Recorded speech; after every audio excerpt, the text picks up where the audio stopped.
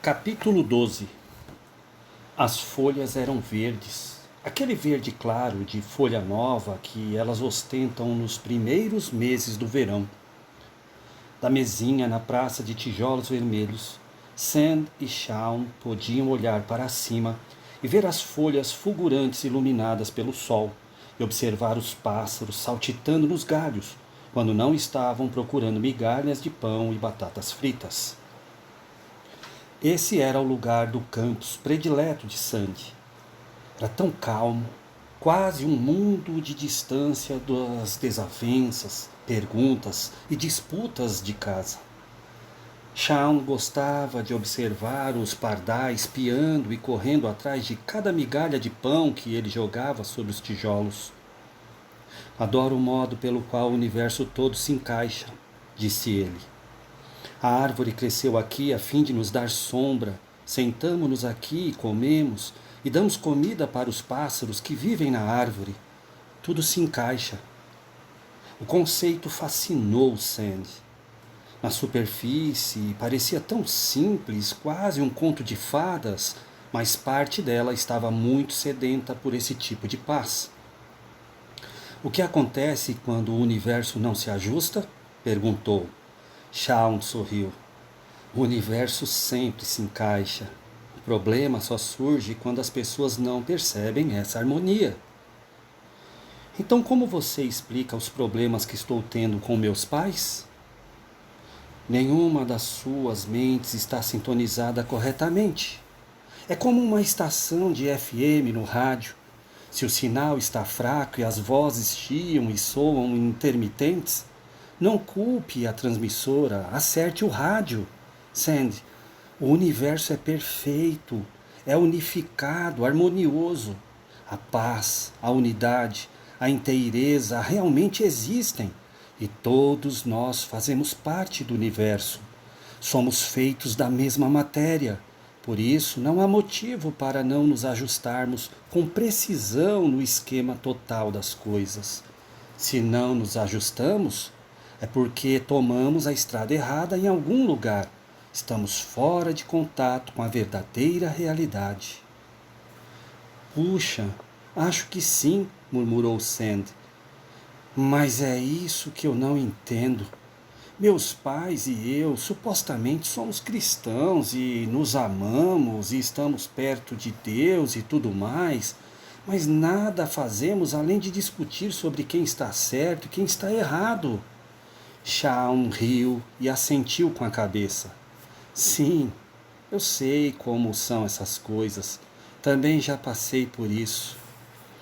Muito bem. Como foi que você resolveu o problema? Eu consegui resolver só a minha parte do problema. Eu não posso fazer outras pessoas mudarem de ideia, apenas eu mesmo. É um pouco difícil de explicar, mas se você estiver em sintonia com o universo, umas pequenas peculiaridades que não estejam em sintonia não a incomodarão tanto. Essas coisas não passam de ilusão mental, afinal de contas. Assim que você deixar de dar ouvidos às mentiras que sua mente lhe tem pregado, verá claramente que Deus é grande bastante para todos e em todos. Ninguém pode colocá-lo dentro de um vidro e guardá-lo só para si, segundo seus próprios caprichos e ideias. Eu gostaria de encontrá-lo de verdade. Shaun olhou-a, confortando-a e tocou-lhe a mão. Ei, ele não é difícil de encontrar. Somos todos parte dele. O que quer dizer? Bem, é como eu disse, tudo no universo todo se encaixa. É feito da mesma essência, do mesmo espírito, da mesma energia, certo? Sandy deu de ombros e assentiu. Bem, seja lá qual for o conceito que você tem de Deus, todos nós sabemos que existe algo, uma força, um princípio, uma energia que mantém tudo junto. Se essa força é parte do universo, então deve ser parte de nós. Sandy não estava conseguindo entender. Tudo isso é bastante estranho para mim. Pertenço à antiga escola de pensamento judaico-cristã, como sabe. Então, tudo o que já aprendeu é religião, certo? Ela pensou por um momento Então concordou. Certo. Bem, você entende. O problema com a religião, qualquer religião, é o de ser uma perspectiva basicamente limitada, apenas uma visão parcial da verdade total. Agora você está parecendo a Langstrath. Oh, acho que ela está certa. Quando se pensa no assunto por tempo suficiente, faz muito sentido. É como aquela história antiga a respeito dos cegos que encontraram o elefante. Sim, sim, já ouvi contar essa história também. Bem, você está vendo? A perspectiva que cada homem tinha do elefante se limitava à parte que tocava, e como todos tocaram partes diferentes, não conseguiram chegar a um acordo sobre a verdadeira aparência do elefante. Brigaram por causa disso, da mesma forma que os religiosos de todos os tempos têm feito. E tudo o que precisavam perceber era que o elefante era um único elefante. Não foi culpa do elefante eles não conseguirem chegar a um acordo. Eles não estavam em sintonia uns com os outros e com o elefante todo. Então, somos todos como aqueles cegos. Shaun assentiu firmemente com a cabeça. Somos como um bando de insetos rastejando pelo chão, sem jamais olhar para cima. Se a formiga falasse, você poderia perguntar-lhe se ela sabia o que é uma árvore, e se ela jamais tivesse saído da grama e na realidade chegado a subir numa árvore, provavelmente argumentaria com você que a árvore não existe. Mas quem está errada? Quem realmente está cega? É assim que somos. Permitimos que nossa percepção limitada nos engane. Você gosta de Platão? Sand riu um pouco e sacudiu a cabeça. Estudei no trimestre passado e acho que também não entendi nada. Pois olhe, ele teve a mesma iluminação, calculou que devia existir uma realidade mais elevada, uma existência ideal, perfeita, da qual tudo o que vemos é cópia. É mais ou menos como se o que vemos com nossos sentidos limitados fosse tão limitado, tão imperfeito, tão fragmentado, que não percebemos o universo da forma como realmente é. Todo perfeito, funcionando suavemente, tudo se ajustando, tudo da mesma essência. Pode-se dizer que a realidade como a conhecemos é apenas uma ilusão, um truque do nosso ego, da nossa mente, dos nossos desejos egoístas. Tudo isso parece muito distante da realidade, mas é maravilhoso quando a pessoa consegue entrar nessa. Responde a uma porção de perguntas e soluciona uma porção de problemas. Se a pessoa conseguir entrar, Shaun inclinou-se para a frente. A pessoa não entra nela, Sandy. Ela já está dentro da pessoa. Pense nisso por um momento. Não sinto nada dentro de mim. E por que não? Adivinhe? Ela girou um invisível botão de rádio com os dedos. Não estou sintonizada? Shaun riu com gosto. Certo, certo, ouça. O universo não muda, mas nós podemos mudar. Se não estamos ajustados com ele, se não estamos sintonizados, somos nós que estamos cegos, que estamos vivendo uma ilusão. Veja, se sua vida está bagunçada, é realmente uma questão de como você vê as coisas. Sand caçoou.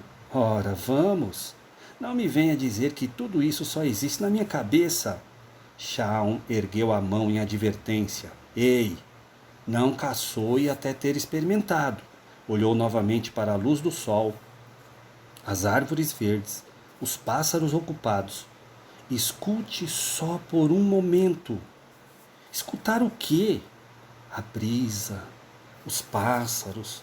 Veja aquelas folhas verdes ali balançando ao vento, lá ali, ó, lá em cima. Por um instante ficaram em silêncio. Shaun falou mansinho, quase num sussurro. Vamos, admita, você ainda não sentiu uma espécie de afinidade com as árvores, com os pássaros, com quase tudo? Você não acharia falta deles se não existissem? Você já falou com as plantas? Sand assentiu com a cabeça. Shaun estava certo nesse ponto. Ora, não resista, porque o que está sentindo é um vislumbre do verdadeiro universo. Está se sentindo unida a tudo. Tudo está ajustado, entrelaçado, entrosado. Ora, já sentiu isso antes, não sentiu? Ela acenou que sim com a cabeça. Então, é isso que eu estou tentando mostrar-lhe. A verdade já está dentro de você. Você é parte dela. Você é parte de Deus. Apenas nunca soube disso. Você não se permitia saber. Sandy ouvia os pássaros claramente agora, e o vento parecia quase melodioso, mudando de tom e intensidade nos galhos das árvores. O sol era cálido, benevolente. De repente ela teve uma sensação muito forte de já haver estado naquele lugar antes, de ter conhecido essas árvores e esses pássaros. Eles estavam tentando entrar em contato com ela, conversar com ela. Então percebeu que pela primeira vez em muitos meses sentia paz interior. Seu coração descansava. Não era uma paz completa e ela não sabia se duraria, mas podia senti-la e sabia que desejava mais. Acho que eu estou sintonizando um pouquinho, disse. Shaun sorriu e apertou-lhe a mão encorajadoramente. Entre mentes, em pé atrás de Sand, como que a penteá-la com movimentos muito suaves, muito sutis de suas garras. Engano lhe alisava a cabeleira cor de fogo e lhe falava doces palavras de conforto à mente.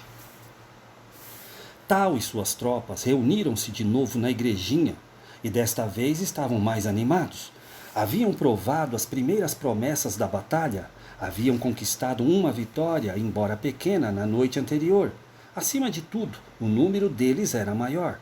Os 23 originais haviam aumentado para 47 à medida que mais guerreiros poderosos se haviam reunido, chamados pelas orações do o remanescente, disse Tal com uma nota de antecipação, correndo os olhos por uma lista preliminar que lhe foi apresentada. Sion, um lutador ruivo e sardento das Ilhas Britânicas, explicou o progresso da busca. Eles estão lá, capitão, e em número mais do que suficiente, mas são estes os que com certeza estamos trazendo para participar. Tal leu os nomes. John e Patricia Coleman, Sion explicou. Eles estiveram aqui ontem à noite e falaram a favor do pregador. Agora estão mais a favor dele ainda e caem de joelhos com a maior facilidade. Eles estão trabalhando. And e June Forsyth, ovelhas perdidas, pode-se dizer, deixaram a Cristã Unida de Ashton por causa de pura fome. Vamos trazê-los à igreja amanhã.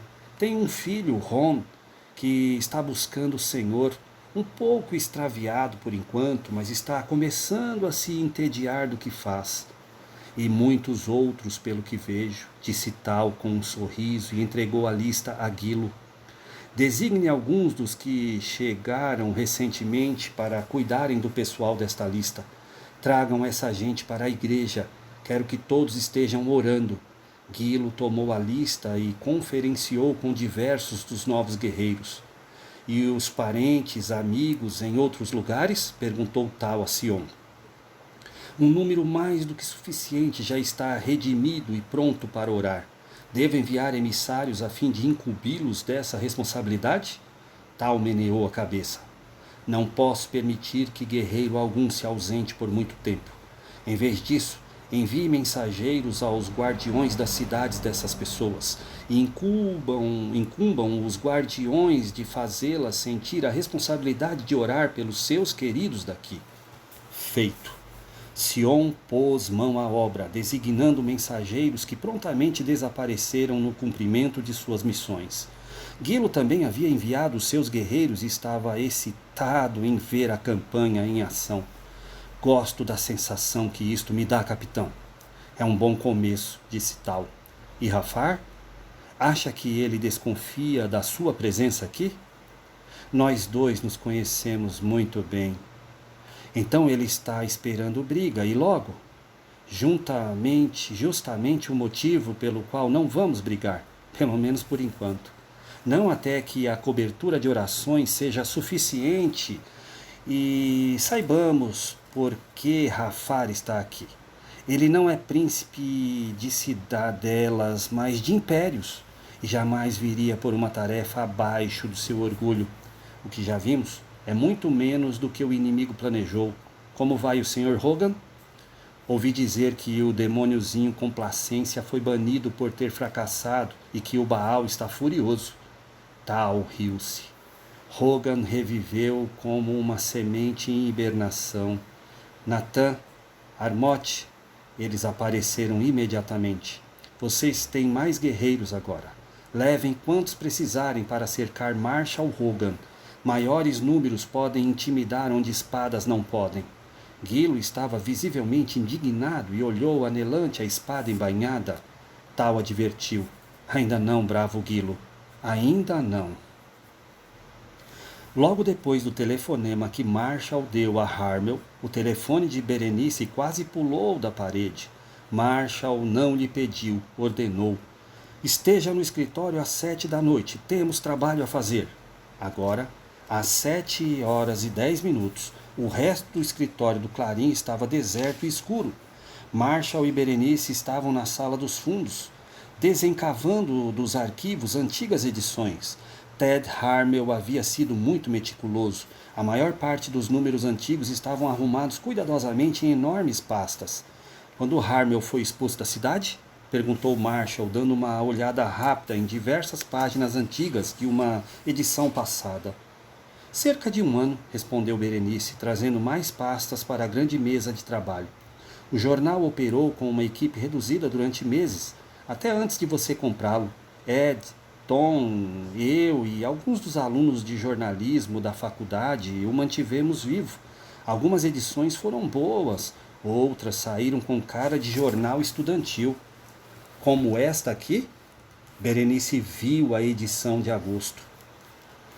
Ficaria grata se você não examinasse muito de perto. Marshall voltou as páginas de trás para a frente. Quero ver os jornais até a época em que Harmel foi embora. Está bem. Ted se foi no fim de julho. Aqui estão junho, maio, abril. Mas o que você está procurando? O motivo pelo qual o expulsaram. Você conhece a história naturalmente. Brummel diz que ele molestou uma menina. Sim, Brummel diz um monte de coisas. Bem, molestou ou não? A menina disse que sim. Ela tinha mais ou menos 12 anos, acho, filha de um dos diretores da faculdade. Qual deles? Berenice sondou o cérebro e finalmente forçou a lembrança a sair. Adam Jared. Acho que ele ainda está lá. Ele consta da lista que você conseguiu com Dar? Não, mas talvez devesse constar. Ted conhecia Jared muito bem. Os dois costumavam ir pescar juntos. Ele conhecia a filha, tinha frequente acesso a ela, o que ajudou o caso contra ele. Então, por que ele não foi processado? Eu acho que a coisa nunca chegou a esse ponto. Ele foi indiciado perante o juiz distrital. Baker? Sim, que consta da lista. O caso foi discutido no gabinete do juiz e aparentemente fizeram um acordo. Ted se foi alguns dias depois. Marshall deu um tapa raivoso na mesa. Puxa vida, gostaria de não ter deixado aquele sujeito escapar. Você não me disse que estaria metendo o punho num ninho de vespas. Eu não sabia muita coisa a respeito. Marshall continuou correndo os olhos pela página à sua frente. Berenice examinava a edição do mês anterior. Você disse que tudo isso explodiu em julho? Do meio para o fim de julho. O jornal quase nada diz sobre o assunto. É claro, Ted não ia publicar nada contra si mesmo, obviamente. Além disso, nem precisou. Sua reputação estava em frangalhos, afinal de contas.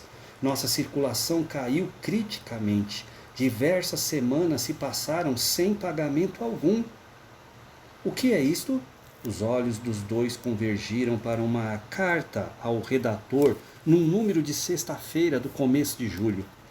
Marshall correu rapidamente os olhos por ela, murmurando enquanto lia: devo expressar minha indignação pelo tratamento injusto que este conselho diretor vem recebendo por parte da imprensa local.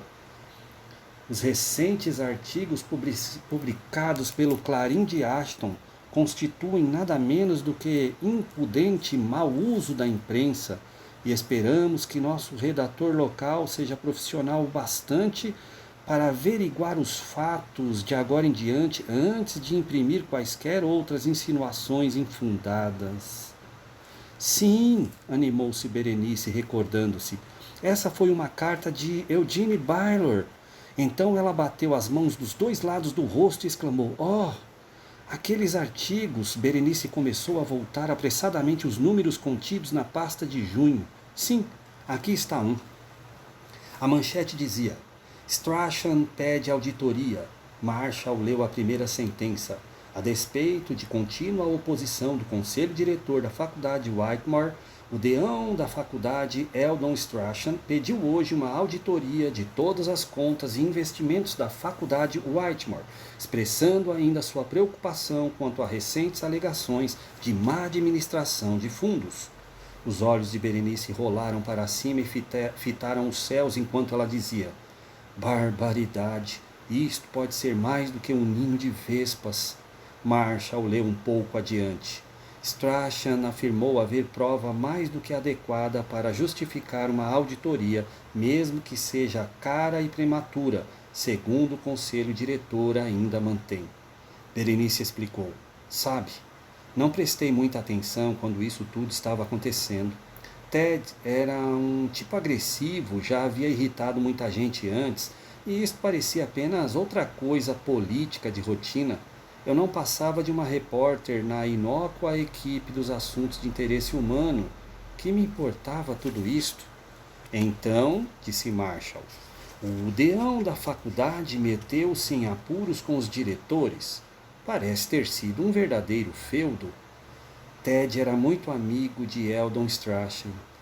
Ele tomou partido e os diretores não gostaram. Aqui está outro, de apenas uma semana mais tarde. Marshall leu: Diretor Malha Strachan.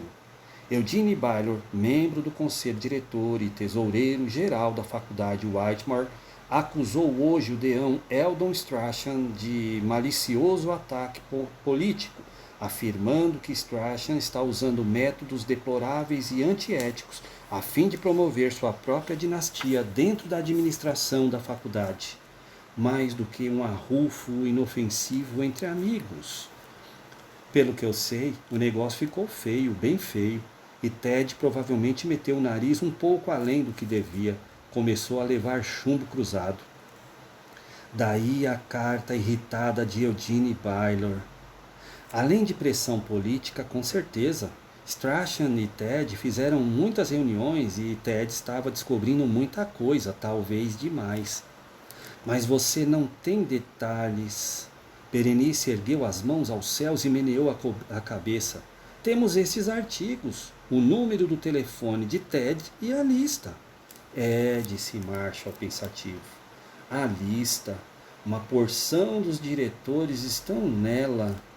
Além do delegado de polícia e do juiz distrital que arruinou Ted. E que fim levou Strachan? Demitido. Berenice repassou outras antigas edições do Clarim. Uma página solta saiu voando e caiu ao chão. Marshall a apanhou. Algo atraiu-lhe a atenção e ele correu os olhos pela página até que Berenice encontrou o que estava procurando. Um artigo publicado em fins de junho. Sim, aqui está a reportagem, disse ela. Strachan demitido. Citando conflitos de interesse e incompetência profissional como motivos, o conselho diretor da faculdade Whitmore exigiu hoje por unanimidade o pedido de demissão do deão Eldon Strachan. Um artigo não muito longo, comentou Marshall. Ted publicou porque tinha de fazê-lo, mas é óbvio que evitou dar qualquer detalhe injurioso. Ele acreditava firmemente que a causa de Strachan era justa. Marshall continuou a repassar as páginas. O que é isto aqui? Whitmore pode estar devendo milhões, diz Strachan. Marshall leu o artigo cuidadosamente. Espere um pouco. Ele diz que a faculdade pode estar em grandes dificuldades, mas não diz como sabe disso. O negócio foi saindo um pedacinho aqui, outro ali. Nunca chegamos a conseguir toda a informação até Strachan e Ted serem silenciados. Mas milhões! Estamos falando em dinheiro grosso. Mas você vê como tudo se encaixa? Os diretores, o juiz, o delegado de polícia, Young, o tesoureiro e sabe lá quem mais, todos ligados a Langstrath e muitos quietos a esse respeito. E não se esqueça de Ted Harmel. Ele também não fala do assunto, isto é, não fala mesmo. O cara está mais assustado do que peru em véspera de Natal.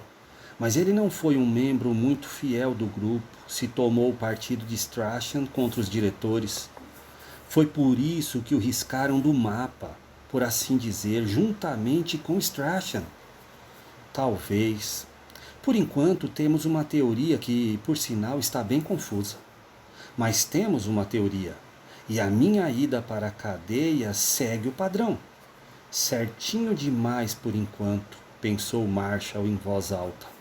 Precisamos estar cientes do que estamos dizendo. Estamos falando de corrupção política, abuso de processo, extorsão, quem sabe o que mais?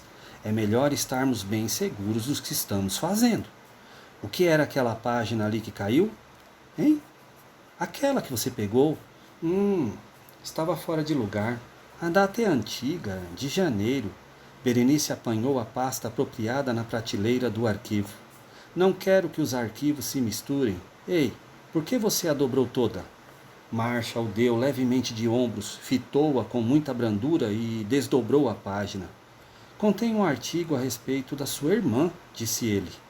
Ela apanhou a página que ele segurava e olhou o artigo noticioso. O título dizia: A morte de Kruger classificada de suicídio. Ela abaixou rapidamente a folha. Achei que você não iria querer lembrar-se, disse ele. Eu já a vi antes, disse ela abruptamente. Tenho uma cópia lá em casa. Eu acabei de ler o artigo. Eu sei. Ela tirou outra pasta, abrindo-a sobre a mesa. Marshall, disse ela, é melhor você ficar sabendo tudo a esse respeito. O assunto pode surgir novamente. O caso não está resolvido em minha cabeça e tem sido uma batalha muito difícil para mim. Marshall suspirou e disse: Foi você quem começou isto, não se esqueça. Berenice manteve os lábios apertados e o corpo reto. Estava tentando ser uma máquina desinteressada. Ela apontou para a primeira história, com data de meados de janeiro. Morte brutal no campus. Marshall leu em silêncio. Não estava preparado para os horríveis detalhes. A história não está totalmente correta, comentou Berenice em tom de voz muito velado.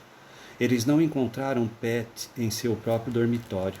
Ela estava num quarto desocupado mais adiante no corredor. Parece que algumas das garotas usavam esse quarto para ficarem sozinhas quando queriam estudar e havia muito barulho no andar. Ninguém sabia onde ela estava até que alguém viu o sangue escorrendo por baixo da porta. A voz falhou e ela fechou com força a boca.